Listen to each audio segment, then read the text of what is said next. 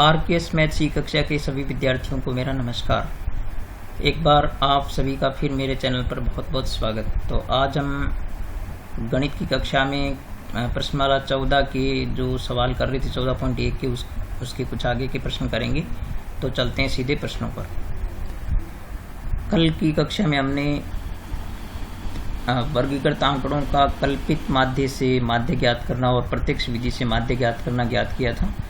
तो आज हम पग विचलन विधि से, या इसको पद विचलन विधि भी कहते हैं, इससे हम वर्गीकृत आंकड़ों का माध्य ज्ञात करना सीखेंगे। तो इसमें सबसे पहले आप ध्यान रखें कि वर्गीकृत आंकड़ों का मतलब होता है जैसे 0 से 10, 10 से 20, इस प्रकार से वर्ग अंतराल में जब आंकड़े बंटे हुए हैं तो उनको कहते हैं वर्गीकृत आंकड़े। और फिर उसमें यहाँ पर दूसरे नंबर पर बारंबारता दी जाती है आपको हमेशा।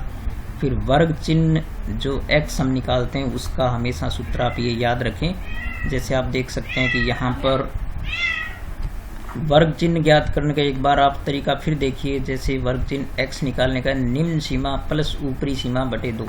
हालांकि कल के प्रश्न में हमने किया था तो ये निम्न सीमाएं होती है और ये ऊपरी सीमाएं होती है। तो जिस भी वर्ग का हम वर्ग चिन्ह निकालेंगे तो उसकी निम्न सीमा प्लस ऊपरी सीमा बटे 2, यानी 0 + 10 बटे 2, यानी इनको जोड़ेंगे और 2 का भाग दे देंगे, फिर इनको जोड़ेंगे 2 का भाग दे देंगे, फिर इनको जोड़ेंगे 2 का भाग दे देंगे। तो इस प्रकार से हम क्या निकाल सकते हैं, x निकाल सकते हैं। तो इसके लिए निकालें तो जैसे 0 + 10 बटे 2 कितना हो गया, ये आएगा 5 आपके पास यहाँ पर। और यहाँ पर ये 10 + 20 कितना हो गया, 30, 30 बटे 2 कितना आ गया, 15 हो गया। और यहाँ पर 50 बटे 2 कितना हो गया, 25 हो गया। तो इस प्रकार से हम इनको जोड़ के आधा कर सकते हैं। तो ये इस प्रकार से आपके पास जो है वो वर्ग चिन्ह प्राप्त होंगे। अब पग विचलन विधि से या पद विचलन विधि से सवाल करने के लिए आपको क्या करना है, हमेशा यहाँ पर u का मान निकालना है। ये आप अच्छी तरह इस पूरी प्रक्रिया को मन में बिठा लीजिए, फिर अब ये अपने प्रश्नों को करेंगे। तो सबसे पहला जो मान होता है इसका x का, आप अच्छी तरह इस बात को ध्यान रखिए कि ये जो सबसे पहला मान है इसको आप a मानेंगे, कल्पित माध्य मानेंगे इसको।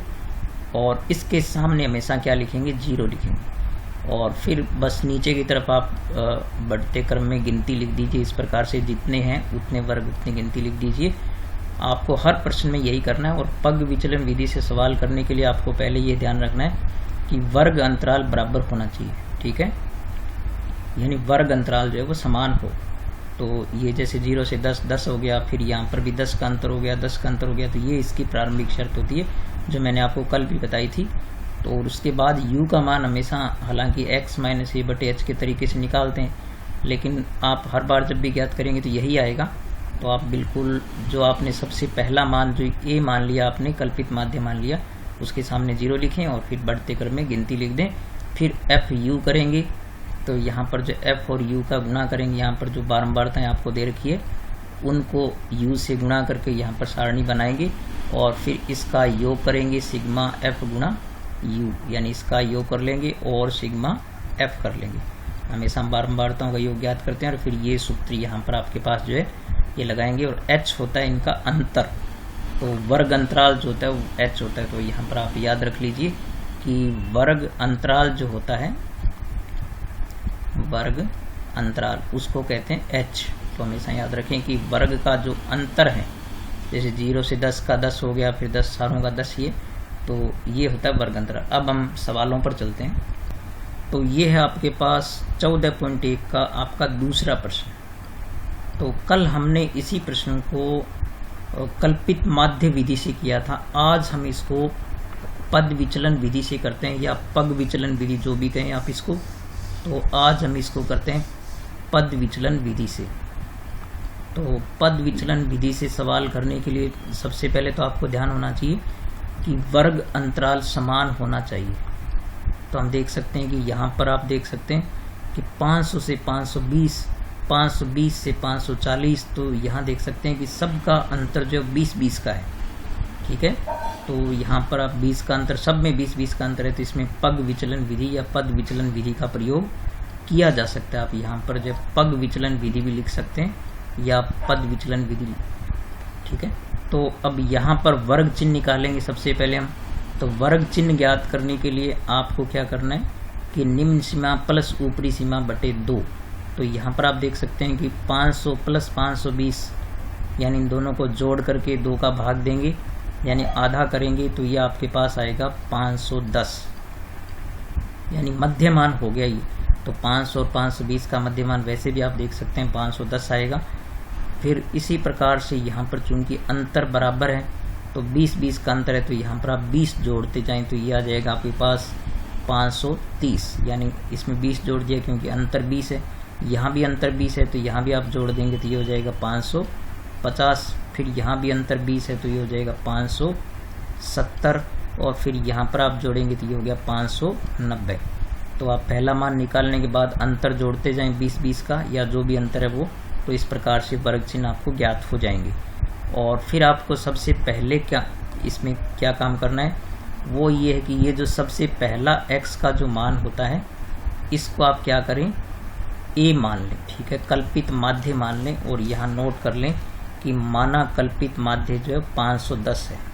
तो ये सबसे पहले हमें चूंकि पद विचलन विधि में भी कल्पित माध्य हमें मानना पड़ता है तो इसमें भी ये मान लेंगे माना कल्पित माध्य a बराबर कितना हो गया आपके पास 510 है। तो ये a का मान हो गया यहाँ पर, ठीक है। अब आप क्या करेंगे यहाँ से ये जो सबसे पहले आपने मान लिया यहाँ पर आप 0 लिखेंगे। u के मान ज्ञात करने के लिए आप याद रख लें कि इसके सामने 0 लिखें और नीचे की ओर इस प्रकार से बढ़ते हुए क्रम में आप गिनती लिख दें इस प्रकार से 0 1 2 3 4 बस यहीं तक है।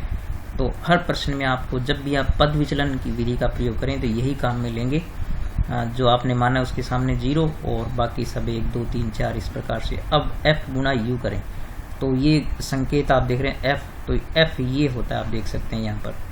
तो इस f और u को आप क्या कर दें गुणा कर दें।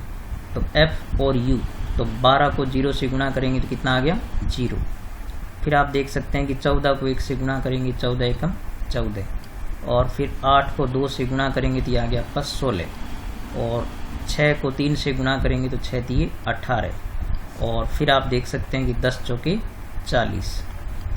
इस प्रकार से f और u को गुणा करने के बाद आप इनका योग करेंगे तो सिग्मा f u यानी f और u का जो गुणा किया है उसका योग करेंगे। सिग्मा का मतलब होता है योग, ये चिन्ह सिग्मा का होता है। तो यहाँ से आप इनका जोड़ कर लें तो 6 4 10 और 8 कितना हो गया 18 हासिल 1 हो गया आपके पास। तो 1 और 1 2 3 4 और 4 कितने हो गए 8, तो ये आ गया आपके पास 88। इसी प्रकार से आप क्या करें इस बारंबारताओं का भी योग कर लें तो ये जो आपके पास योग आ जाएगा 26 और 14 40 और 10 कितने हो गए 50। अब सभी चीज़ें हमारे पास ज्ञात हो गई है। अब पद विचलन विधि से माध्य ज्ञात करने के लिए आपको क्या करना है, यहाँ पर पहले आप सूत्र लिखेंगे इसका। तो सूत्र में आप देख सकते हैं कि पद विचलन विधि से माध्य ज्ञात करने के लिए सबसे पहले आप लिखें माध्य और माध्य का संकेत होता है x बार और इसका जो सूत्र होता है वो होता है a प्लस सिग्मा f गुणा u जो आपने निकाला है अपॉन में क्या होता है सिग्मा f और इनटू में होता है h। तो h होता है वर्ग अंतराल, ठीक है। तो वर्ग अंतराल आप यहाँ पर देख सकते हैं, यहाँ आप चाहें तो नोट कर लें वर्ग अंतराल कितना है आपके पास 10 है 20 है वर्ग अंतराल आपके पास कितना है, यानी वर्ग अंतराल आप देख सकते हैं कि 580 से 600 तक कितना हो गया, यानी प्रत्येक वर्ग का 20 है। तो ये वर्ग अंतराल h हो गया आपके पास, यानी h आपके पास कितना हो गया h बराबर हो गया 20। ये नोट कर लें यहाँ पर। अब एक एक करके ये जो जितने भी मान है आप इस सूत्र में रख दें। तो a हमने कितना लिया है, a हमने लिया है 510, तो ये यहाँ पर आप लिखें 510 और प्लस में सिग्मा f u आपने कितना निकाला है, तो वो निकाला है आपने 88, तो यहाँ पर आप क्या लिखें 88 और इनटू में आपके पास देखो अपॉन में कितना है सिग्मा f, तो सिग्मा f कितना निकाला आपने 50। तो एक एक करके ध्यान से रख दीजिए इसमें मान और गुणा h हमने कितना देखा अभी, ये हो गया 20 आपके पास। तो यहाँ पर आप क्या लिखेंगे 20। अब देखो यहाँ पर एक 0 से 0 कट गया। अब आप क्या करें ध्यान से सरल करें इसको और देख सकते हैं कि ये 88 को आप 2 से गुणा कर दें तो ये हो गया आपके पास 176 और बटे में कितना है 5। अब आपको क्या करना है, यहाँ पर लघुत्तम वाली विधि काम में नहीं लेकर के आपको क्या करना है, सीधा ही आप क्या करें, इसमें इसका भाग लगाएं। ठीक है, तो 176 में जब आप 5 का भाग लगाएंगे तो 5 3 15 और बच गए 2 और 26, तो 5 5 25 और 5 दूनी 10, यानी ये आपके पास आ गया 35.2। अब आप क्या करें, 35.2 को 510 में जोड़ दें, तो 510 और 35 कितने हो गए, 545 और साथ में कितना है 2, दशमलव का 2 है। तो इस प्रकार से ये, चूंकि यहाँ पर इनकी इकाई आंकड़ों की कितनी दे रखी है आपको, ये आंकड़ों की इकाई दे रखी है रुपये में, तो ये चीज़ भी क्या हो जाएगी, तो रुपये। आप इस प्रकार से नया संकेत लिख दें, तो जो आंकड़ों की इकाई होती है वही उत्तर की इकाई होती है। तो इस प्रकार से हम कल्पित माध्य विधि से जो हमने मान निकाला था, बिल्कुल उसी प्रकार से पग विचलन विधि से भी यही उत्तर आया है। तो ये थी कल्पित माध्य विधि के बाद हमने जो पद विचलन विधि से प्रश्न किया है, तो इसके स्टेप आपको याद हो जाने चाहिए। इसमें नई चीज़ सिर्फ यही है कि आप यहाँ पर u लेंगे और u का तरीका ये होता है, और इसकी शर्त होती है कि प्रत्येक वर्ग का वर्ग अंतराल जो है वो बराबर होना चाहिए। अब एक और प्रश्न हम करके देखते हैं इसी प्रकार का। यहाँ पर ये हमारे पास 5वां प्रश्न है, तो इसमें आप देख सकते हैं कि ये जो आंकड़े दे रखे हैं इनका माध्य ज्ञात करना है, और ये पूछा है कि आप माध्य ज्ञात करने के लिए किस विधि का प्रयोग करेंगे। तो इसमें आप देखें कि चूंकि बारंबारताओं का मान बहुत बड़ा है, तो हम इसमें जो है वो पग विचलन विधि का ही प्रयोग करेंगे। लेकिन एक चीज़ यहाँ आप गौर से देखें कि मैंने यहाँ सारणी में लिखा है, आप देख सकते हैं कि यहाँ पर 50 से 52, और लेकिन यहाँ पर 52 से लेकर के नहीं है, तो अंतर तो इनका बराबर है। देखिए 50 से 52, 53 से 55, सबका अंतर तो 2 है, लेकिन ये सतत सारणी नहीं है। तो इसको सतत सारणी बनाना होगा हमें। पहले इस सवाल को करने से पहले हमें क्या करना पड़ेगा, इसको सतत सारणी को के आंकड़ों में बदलना होगा। तो आप इसके लिए क्या करें, ऐसे सभी प्रश्नों के लिए जिनमें कुछ भी चीज़ छोटी मोटी सीखने की होती है, आप गौर से सीखा करें। तो आपको क्या करना है, इस निम्न सीमा को आधा कम कर देंगे, यानी 0.5 कम कर देंगे, इसको 0.5 बढ़ा देंगे। इस प्रकार से ये आपकी जो है वो सारणी तैयार हो जाएगी। तो इसको 50 को लिख सकते हैं 49.5 और 52 को हम लिख देंगे 52.5। यानी हमने क्या किया, इसको आधा कम कर दिया और इसको आधा बढ़ा दिया।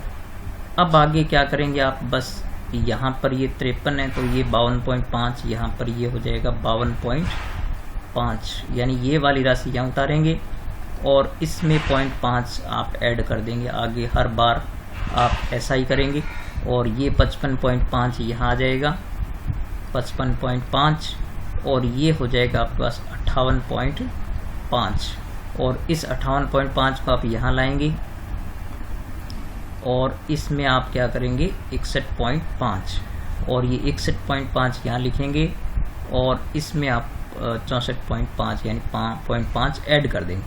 तो ये पहले वाले में से आधा घटा करके और दूसरे में आधा जोड़ करके यानी 0.5 जोड़ करके इस प्रकार से ये सतत सारणी तैयार करेंगे पहले आप। तो यदि आंकड़े सतत नहीं है, क्योंकि यहाँ पर 50 से 52, तो यहाँ पर 52 से होना चाहिए था, लेकिन 53 से है, तो आप इस प्रकार सतत सारणी बनाएं पहले। अब आप क्या करेंगे, वर्ग चिन्ह ज्ञात करेंगे। तो वर्ग चिन्ह ज्ञात करने के लिए उसी प्रकार से आप क्या करेंगे, इन दोनों को जोड़ेंगे और 2 का भाग देंगे। वर्ग चिन्ह तो आप यहाँ से भी निकाल सकते हैं, उसी प्रकार से आएगा, जो यहाँ आएगा वो यहाँ आ जाएगा। तो आप इन दोनों को जोड़ें और जोड़ करके 2 का भाग देंगे, तो 50 और 52 102 हो गया। तो इसका जो मध्यमान कितना आ जाएगा 51। ठीक है, वैसे भी आप जानते हैं कि 50 और 52 का जो मध्य होता है वो 51 होता है। और यहाँ पर आगे चूंकि इनका अंतर अब देखें, आप गौर से देखेंगे तो अंतर कितना है इनका, 49.5 से 52.5 तक का अंतर हो गया 3, यानी वर्ग अंतराल 3 है। तो आप 3 जोड़ते जाएं, तो 51 और 3 कितने हो गए 54, और 54 और 3 कितने हो गए 57, 57 और 3 कितने हो गए 60, और 60 और 3 कितने हो गए 63। इस प्रकार से x के मान, पहला मान आप तो जो वो वर्ग चिन्ह का निम्न सीमा प्लस ऊपरी सीमा बटे 2 यानी उसका आधा करके ज्ञात करें, और आगे अंतर जोड़ते जाएं। ठीक है, अब u का मान लेने का मैंने तरीका आपको बताया था कि जो आपने ये जो सबसे पहली राशि है इसको आप क्या करें, इसको ए मान लें, ठीक है, कल्पित माध्य मान लें। तो माना कल्पित माध्य, ये आप जरूर यहाँ पर नोट कर लिया करें पहले, माना कल्पित माध्य। और कल्पित माध्य का संकेत हम क्या देते हैं, हमेशा ए देते हैं। तो वो ए आपके पास क्या मान लिया आपने, 51। अब क्या करेंगे आप, यहाँ पर जो आपने मान लिया उसके सामने 0 लिखेंगे और नीचे की तरफ आप 1 2 3 4 इस प्रकार से आप गिनती लिख देंगे और फिर f और u को गुणा करेंगे। यहाँ पे लिखा ना f इंटू यू, तो ये यहाँ पर f होता है, ये u होता है। तो 15 को 0 से गुणा करेंगे 0 आएगा। 110 को आप 1 से गुणा करेंगे तो ये हो गया आपके पास 110। आप कॉपी में लिखते समय इकाई एकदम सामने रखें ताकि जोड़ने में आसानी रहे। और फिर 135 को 2 से गुणा करेंगे तो ये आ गया आपका 270 और 115 को 3 से गुणा करेंगे तो ये हो गया 345 और 25 चौके कितना हो गया आपका 100। अब आप देख सकते हैं कि यहाँ पर आपको क्या करना है, इनका योग करना है, यानी सिग्मा एफ गुणा यू करेंगे आप। तो इसका जोड़ करेंगे आप यहाँ पर और यहाँ पर आप करेंगे सिग्मा एफ, यानी एफ का योग करेंगे। जो बारंबार थे उनका योग करेंगे। तो ये दोनों योग मैं कर लेता हूँ। तो इस प्रकार से आप देख सकते हैं कि आपके पास जो योग है वो हो गया इनका एफ गुना यू का योग जो हो गया वो हो गया 825 और बारंबारताओं का योग कितना हो गया 400 और ये आप गया पास आ गया 825। और वर्ग अंतराल जो है वो आप देख सकते हैं कि यहाँ से जो वर्ग का अंतराल है वो 52.5 में से जब 49.5 घटाएंगे तो आपके पास कितना आ गया 3 आ गया। अब हम माध्य ज्ञात करेंगे इसका। तो माध्य ज्ञात करने के लिए आपके पास माध्य का जो प्रतीक होता है वो x बार और आपके पास जो फॉर्मूला होता है कल इस पद विचलन विधि से ज्ञात करने के लिए वो होता है a प्लस सिग्मा f गुणा u। तो आप फॉर्मूला बहुत ध्यान से लिखा करें और अपॉन सिग्मा f और उसको समझा भी करें कि क्या कहाँ से क्या चाहिए। तो अब आप इसमें गौर से संख्याओं को रख दीजिए तो आप देखेंगे कि a हमारे पास कितना है, यहाँ पर आप देख सकते हैं ये रहा a। तो यहाँ से हम लेंगे 51 प्लस यहाँ पर देखो आप सिग्मा एफ यू यानी एफ यू का जो योग है वो आपके पास ये रहा 825। तो ये 825 हो गया और बटे में आपके पास सिग्मा एफ यानी एफ का योग जो हमने निकाला है वो आपके पास 400 और गुणा में देखो वर्ग अंतराल कितना है आपके पास ये रहा 3। तो इस प्रकार से ये अब आप क्या करें, इसको गौर से सरल करें। यहाँ से सवाल गलत नहीं होना चाहिए, ध्यान से सुनिए आप। पहले चूंकि ये संख्याएं आपस में कैंसल जो है वो थोड़ी हो भी रही है इसको, लेकिन आप क्या करें गुणा करें और 400 का भाग दे दें या काट सकते हैं, तो इनको काट भी सकते हैं संख्याओं को। तो इसको जब हम गुणा करेंगे तो ये आएगा यानी 825 को 3 से गुणा करेंगे तो 2475 हो गया, ठीक है। और 2475 में आप क्या करेंगे 400 का भाग दे देंगे और 400 का भाग देने के बाद जो राशि आएगी उसको हम 51 में जोड़ देंगे। तो जब हम 2475 में 4 का भाग देंगे तो ये आपके पास आएगा 6.1875। ये इस प्रकार से भागफल आएगा। तो इस प्रकार आप देख सकते हैं कि 51 और 6 कितने हो गए 57। तो ये आपके पास आ गया 57.1875। और इस प्रकार जब आप इसको निकटतम में उत्तर दें तो मैंने आपको पहले भी कई प्रश्नों में बताया कि जब दशमलव का तीसरा स्थान 5 या 5 से बड़ा हो तो आगे के स्थान छोड़ दो और दूसरे स्थान में 1 जोड़ दो। तो तीसरा स्थान 5 या 5 से बड़ा हो ना, उसको छोड़ दो और दूसरे में 1 जोड़ दो तो यहाँ पर ये 9 हो जाएगा। तो इस प्रकार से 57.19 आ गया। और ये चूंकि आमों की संख्या यानी जो आपका आंसर आएगा वो आएगा 57.19 आम आएगा, ठीक है। चूंकि आंकड़े जब आम है तो ये 57.19 आम हो गए।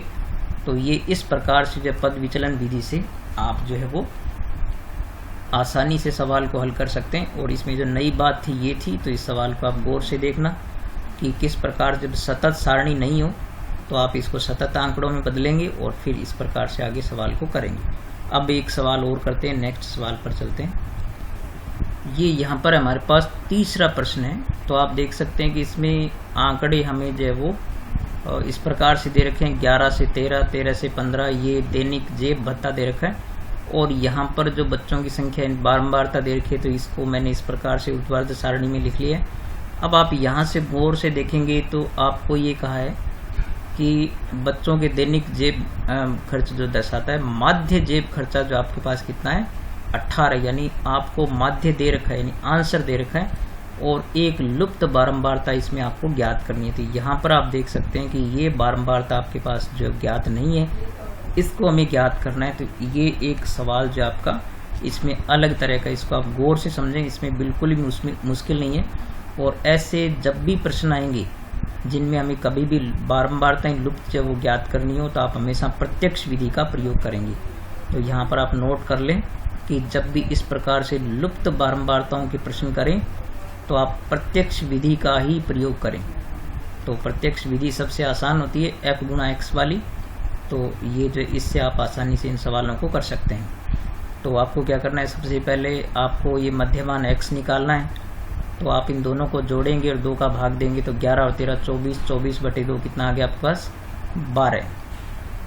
अब चूंकि अंतर सभी का 2-2 है, तो आप 2-2 जोड़ते जाएं, तो 12 और 2 कितने हो गए 14, 14 और 2 16, 16 और 2 18, 18 और 2 20, और 20 और 2 22, और 22 और 2 कितने हो गए 24। इस प्रकार से आप पहला मान निकालने के बाद आगे आप वर्ग अंतराल जोड़ते जाएं। अब f गुणा x करना है, यानी इनको गुणा करना है आपको। तो आप गुणा करते जाएं इनको, तो 12 सत्ते कितना हो गया 84, और 14 छिके भी कितना हो गया 84, और 16 निम्मे कितना हो गया 144। ये आप गुणा ध्यान से करना है आपको। और 13 को 18 से गुणा करेंगे तो 13 8 104 हो गया, और हासिल हो गया आपके पास 10, और 13 कम 13 और 10 कितना हो गया 23, तो 234 आ गया। फिर ये हो गया आपके पास, इसको जब गुणा करें तो 20 को f से गुणा करेंगे तो ये हो गया 20f। ठीक है, इसको आप चूंकि ये बीजीय संख्या, इसको आप ध्यान से लिखेंगे। और फिर देखें यहाँ पर 22 को 5 से गुणा करेंगे तो ये कितना हो गया 110, और फिर देखें यहाँ पर 24 चौके कितना हो गया 96। अब आप इनका योग करेंगे, तो योग करेंगे सिग्मा f गुणा x, यानी इनका आप योग करेंगे। तो योग करते समय बहुत ही ध्यान देना है आपको कि ये जो बीजीय संख्या है इसको आप इस योग में शामिल नहीं करेंगे, अंकों का योग करेंगे। सिर्फ जो मैंने हरे रंग में जो आंकड़े दे रखे हैं उसको जोड़ना है, इसको नहीं जोड़ना है। इसके लिए आप क्या करेंगे, पहले ही इसको क्या करें, आप यहाँ पर प्लस में 20f लिख लें। जो भी यहाँ पर है वो हमने लिख लिया 20f। अब अंकों का योग करेंगे, और अंकों का योग यहाँ पर हम लिख देंगे। तो इस बीजीय संख्या को पहले ही आप प्लस में लिख लें। तो इस प्रकार से आप देख सकते हैं कि इनका योग आ गया आपके पास 752 प्लस 20f। बस आपको ध्यान ये रखना है कि ये जो बीजीय आंकड़ा है इसको पहले ही प्लस में लिखना है, बाकी इन आंकड़ों को अलग से जोड़ना है। ये 20 इसमें नहीं जोड़ना है। तो 752 हो गया प्लस 20f। इसी प्रकार से आप क्या करेंगे, बारंबारताओं को योग करते समय भी आप क्या करेंगे, प्लस में f लिख लो, और बाकी को यहाँ पर यानी 44 प्लस f हो गया। अब हम चूंकि प्रत्यक्ष विधि से कर रहे हैं, तो हमारे पास जो माध्य ज्ञात करने का जो सूत्र होता है उसी से हम इसको हल करेंगे। तो आप जानते हैं कि माध्य ज्ञात करने का ये जो सूत्र होता है वो होता है x बार बराबर सिग्मा f इंटू एक्स बटे कितना हो गया सिग्मा f। बिल्कुल ये सीधा सा सवाल होता है। अब आप देखें कि चूंकि ये मान आपको यहाँ पर कितना दे रखा है 18, तो हम यहाँ क्या लिखेंगे 18। गौर से देखिए आप, और बराबर में आपके पास सिग्मा f गुणा x जो आपने ये निकाला है, आपने अभी ये वाला ये लिखेंगे। तो ये हो गया आपका 752 प्लस 20f। तो यहाँ लिखें आप 752 प्लस 20f, और फिर अपोन में आपके पास देखिए क्या है सिग्मा f आपने जो यहाँ ज्ञात किया ना ये वाला, तो ये आपके पास है 44 प्लस f। अब आप क्या करें, इसके अपोन में 1 मान करके और वज्र गुणा कर दें। ठीक है, यानी तिरछा गुणा कर दें, इसको वज्र गुणा भी कहते हैं। तो वज्र गुणा करेंगे तो आप क्या करेंगे, पहले जो है ये वाली राशि इस तरफ गुणा करेंगे तो 1 को इससे गुणा करेंगे तो ये आपके पास आएगा 752 प्लस 20F। और फिर आप क्या करेंगे 18 को गुणा करेंगे इससे। तो एक बार आप ऐसे करें, इस प्रकार से लिख लें 18 × 44 प्लस F। अब आप ब्रैकेट खोल दें इसको, तो पहले इसको वैसा ही लिखें, तो 752 प्लस 20F और बराबर में आप क्या करें, जब इसको गुणा करेंगे तो 18 को जब 44 से गुणा करेंगे आप, तो ये आपके पास आएगा 792 और प्लस में क्या हो गया आपके पास 18F हो गया। अब आप क्या करें, F वाली राशियों को बाईं तरफ ले लें, बाकी राशियों को दाईं तरफ।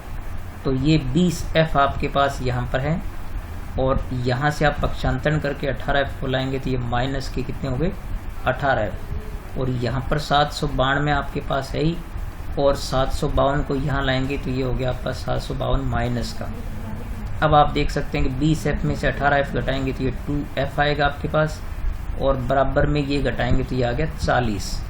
तो इस प्रकार से F बराबर आपके पास हो गया 40/2 यानी कितनी आ गई 20। तो इस प्रकार से लुप्त बारंबारता आपके पास कितनी ज्ञात हो गई 20 हो गई। तो इस प्रकार से जब भी आप लुप्त बारंबारता का कोई सवाल करें तो आप प्रत्यक्ष विधि को ही काम में लें तो सबसे आसान रहेगा और इसमें आपको कोई जटिलता नहीं आएगी। तो इसके लगभग हम 4-5 सवाल हम कर चुके हैं। आगे के कुछ प्रश्नों को मैं आपको डिस्प्ले करके दिखाता हूं और किस प्रकार से आप उनको कर सकते हैं। तो बाकी बचे हुए प्रश्नों को आप विधियां मैं आपको बता देता हूं, उस विधि से करके और आप मुझे व्हाट्सएप पर सेंड करें और अपना अभ्यास जो है वो करें ताकि ये प्रश्न आपको अच्छी तरह समझ में आए। और चूंकि ये प्रश्नावली 11 नंबर की है तो आपके लिए बहुत ही महत्वपूर्ण है। यदि आप इस प्रश्नावली को कर लेते हैं तो कमज़ोर बच्चे भी जो है वो गणित में पास होने के पूरे उनके चांस हो जाते हैं, कोई समस्या नहीं आएगी। तो यहाँ पर आप जो चौथा प्रश्न देख रहे हैं, तो चौथे प्रश्न में आप देख सकते हैं कि चूंकि ये जो है वो आंकड़ों को जब आप देखेंगे तो 65 से 68, 68 से 71, 71 से 74, तो इन सभी का जो अंतर है वो आपके पास कितना है 3-3 है। तो इसमें आप कौन सी विधि का प्रयोग कर सकते हैं, इसमें पद विचलन विधि का प्रयोग कर सकते हैं। यहाँ पर आराम से पद विचलन विधि का प्रयोग करके ये सवाल कर सकते हैं। 5वां सवाल मैंने आपको बता ही दिया। और इसके बाद छठे सवाल को आप देखेंगे तो यहाँ पर भी आप देख सकते हैं कि यहाँ पर 100 से 150, 150 से 200, तो इस प्रकार से इनका अंतर भी बराबर है। तो यहाँ पर भी आप क्या कर सकते हैं, पद विचलन विधि का प्रयोग कर सकते हैं। और यहाँ पर जो आप देख सकते हैं, ये जो सवाल आपका 7वां प्रश्न आप देख रहे हैं, तो यहाँ पर आप देखें कि ये जो आंकड़े देखें इनमें भी अंतर समान है। तो ये प्रश्न आप जरूर ट्राई करें, इसको भी पद विचलन विधि से करें। आप थोड़ी सी कैलकुलेशन ध्यान से करना और यदि आवश्यकता पड़े तो आप मुझे लिखना, मैं नेक्स्ट वीडियो में इस प्रश्न को भी आपके लिए कर दूंगा यदि आपसे नहीं होता, लेकिन आप कोशिश ज़रूर करें। और इसके बाद जो आपका ये प्रश्न है, आपका जो ये 8वां प्रश्न है, इसमें आप देख सकते हैं कि 0 से 6, 6 से 10, तो यहाँ पर तो अंतर 6 का है लेकिन यहाँ पर 4 का ही है। तो आप इसमें जो है वो या तो प्रत्यक्ष विधि का प्रयोग करें या फिर कल्पित माध्य विधि का प्रयोग करें, तो ये प्रश्न आपसे आराम से हो जाएगा। और ये जो है आपके पास 9वां प्रश्न, इसमें चूंकि अंतर बराबर है, सभी में 10-10 का अंतर है, तो इसमें आप जो है वो इसको पद विचलन विधि से आराम से कर सकते हैं। तो इस प्रकार से मैं समझता हूँ कि ये सभी प्रश्न आप हल करेंगे अपनी कॉपी पर और मुझे जो है वो इमेज जो वो सेंड करेंगे व्हाट्सएप पर, और ज़रूर अभ्यास करें अपना, ठीक है। और यदि आपने अभी तक मेरा वीडियो लाइक नहीं किया है तो तुरंत लाइक कीजिए और कमेंट भी किया करें और अपना अध्ययन जारी रखें। विद्यालय जो है वो पहले खोलने के आदेश आए थे 2 तारीख से, लेकिन अभी एक बार उनको आदेशों को जो वापस ले लिया गया, तो जल्दी कोई और नए आदेश आएंगे, तब तक विद्यालय नहीं खुल पाएंगे। तो आप अपनी जो है वो ऑनलाइन स्टडी को जारी रखें, ठीक है। और ये दोनों वीडियो मेरे गौर से देखें इनको अच्छी तरह और आगे के इन प्रश्नों को करके मुझे व्हाट्सएप पर सेंड करें, ठीक है। मिलेंगे नेक्स्ट वीडियो में, तब तक नमस्कार।